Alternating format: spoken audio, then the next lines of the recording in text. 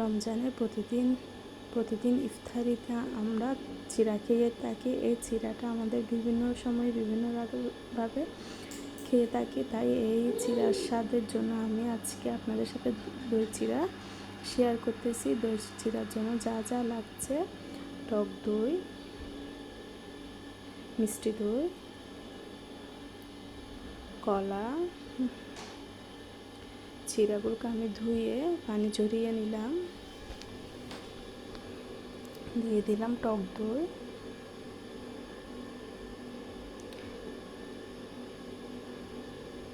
দিয়ে দিচ্ছি মিষ্টি দই।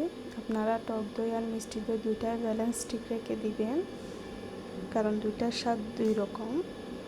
দিয়ে দিলাম পরিমাণ মতো লবণ, আর দিয়ে দিলাম পরিমাণ মতো চিনি। যে যেমন মিষ্টি খান ওভাবে আপনার চিনিটা অ্যাড করবেন। মিষ্টি দইয়ে একটু চিনি আছে, তাই ওই ব্যালেন্সটা ঠিক রেখে দিয়ে দিবেন। দিয়ে দিলাম গুঁড়া দুধ, আপনারা চাইলে লিকুইড দুধ তো ইউজ করতে পারেন। এখন আমি কেটে রাখা কলা কিউব দিয়ে দিলাম। এখন এগুলোকে আমি ভালোভাবে মিশিয়ে নিচ্ছি।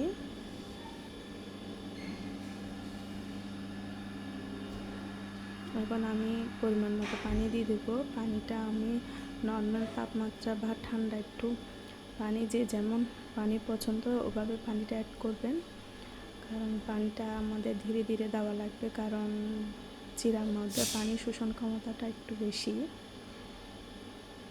তাই ওভাবে ব্যালেন্স ঠিক রেখে আমাদের চিড়াতে পানি অ্যাড করতে হবে। চিড়াটা একটু মাখা মাখা হইলে ভালো লাগে, কারণ স্বাদটা বিভিন্ন রকম হয়ে থাকে চিড়ার স্বাদটা, তাই মাখার উপর এজন্য ঠিক রাখতে হবে।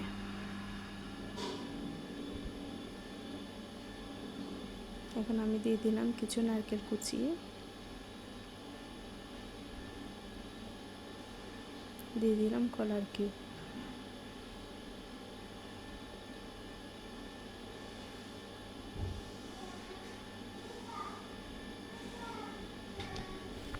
আমার এই ওই চিড়াটা আপনারা লাইক, কমেন্ট, শেয়ার করবেন এবং ফলো দিয়ে রাখবেন। এরকম আরও অনেক রেসিপি পেতে আমার সাথেই থাকবেন। আমি তার মধ্যে আরেকটু দিয়ে দিলাম মিষ্টি দই।